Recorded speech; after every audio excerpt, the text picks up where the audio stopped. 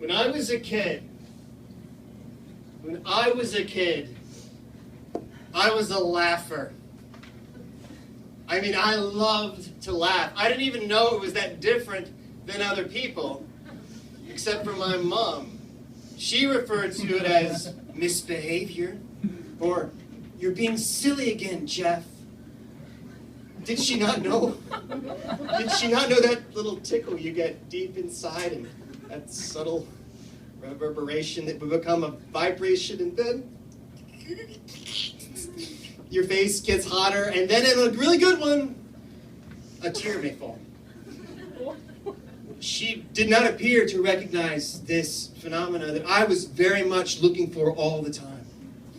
But not only did Mom not know what this was, but Miss Keller, who was both my my homeroom and also my 5th grade English teacher, she also had reservations and even questions. In fact, during the parent-teacher conference, she sat with my mom and dad in that empty schoolroom.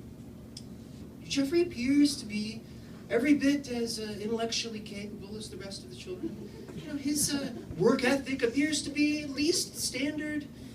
Just finds everything funny. Oh, Miss Keller, I'm sure we can process this with him later at home. My mom, of course, just speechless with embarrassment. Well, I'm sure we can fix this, Miss Keller. I sat with Mom and Dad late into the hours that night. We processed, and Dad's like, son, you just gotta hold it in. It's not that funny all the time. Mom was like, exactly, listen to him. I was doing really, really well for weeks.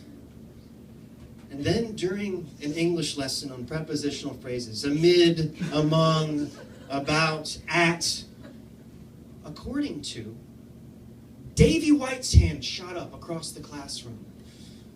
Every time Davy spoke, his face would get really squished. Miss Keller, you said according to, and I was thinking, is that kind of like an accordion? Which was absurd, and had its own level of humor in and of itself. I'll get it. But the real challenge began when I looked over at my best buddy, Ben, who had been separated from being close to me weeks and weeks before. He was now across the classroom. But we had a direct sight line, and I knew as soon as something started to go down, I could turn to him. And sure enough, there was Ben, and he was mocking young Davy White, doing his own fish face, and even adding gills. He was adding gills. And I was like, man, that's funny. Good God.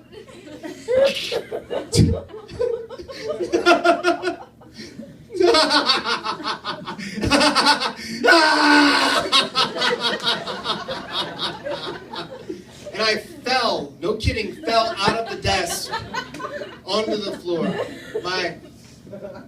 My medium-sized 5th grade body literally in a fetal position, holding just a little bit my quivering little love handles, writhing in enjoyment.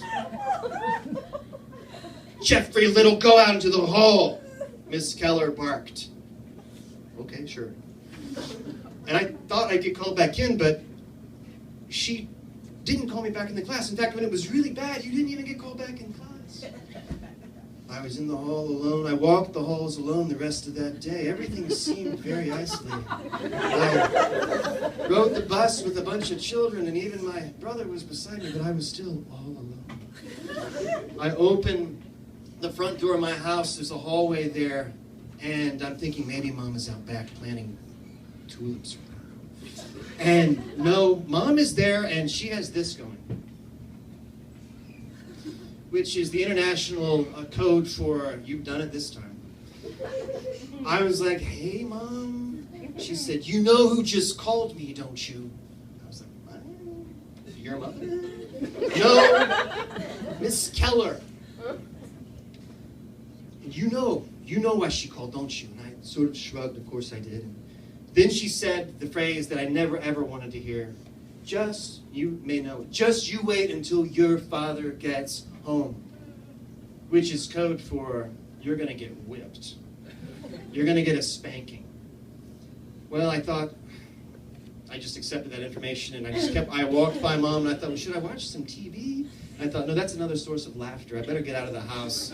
I went to the backyard. I looked at the swing that hung on the tree where I'd grown up swinging on. I looked at the dog. We have a wonderful dog. Freckles seemed to stare back at me saying, no, son, you've done this to yourself. You're going to walk the scorched earth alone today. I looked up at a place I hadn't been in at least a year and a half because I was way too old now, but the treehouse seemed to say, yes, you come. Up there, I sat looking out over into my neighbor's yard where I would swim in the warmer months sometimes if I was up there long enough. Anyway, I looked out and just around and I thought about my life and I thought about the things I'd done right and that I'd done wrong up to age 10. Thought about the things that weren't as funny as I probably thought they were in the moment, and I kind of nodded off, fell asleep. I woke up startled. I could hear, anywhere on the property, I could hear the creak of the garage door opening. It's, sure enough, it's Dad coming home. It's got to be. There's no other reason the garage door would open. Pulls in, and I just think to myself, well, there's no judge or jury here. The sentence has been set. Mom has given the sentence. It's just a matter of me being called in to sort of the gallows, and what'll happen will happen. I'm up here. She knows I'm up here. I'm up here. I'm waiting for Dad to come, and it's several minutes pass, and I'm like, this is really taking a while. And I'm starting to think, I hope everything is okay, but I'm still focused on my own whipping that's coming. Finally, a well-dressed man in a dark navy blue suit and shiny shoes is walking through the grass. You can see him kind of under the tree getting closer. Jeffrey, come down. I find my way down the little ladder, and he looks at me, and I look at him, and he said, what have we gotten ourselves into? Which is not the language of, you're going to get whipped. I know how that phrase goes. That phrase goes, come here, son, and you walk up the stairs, and he's slamming his feet on. This was a more philosophical question. What have we gotten ourselves into? When I was a kid, this is rare. There was very few moments where we could speak philosopher to philosopher. So we, I was like, Dad, you have no idea what there was a thing. Jeff, just stop. Can I speak to you? Can I just speak to you for a moment? Here's the rules, son, when it comes to humor. Men are the funny ones, and women do the laughing. I was 10. I was like, Dad, okay. I was reminded of other confusing things Dad had told me in the last year or so.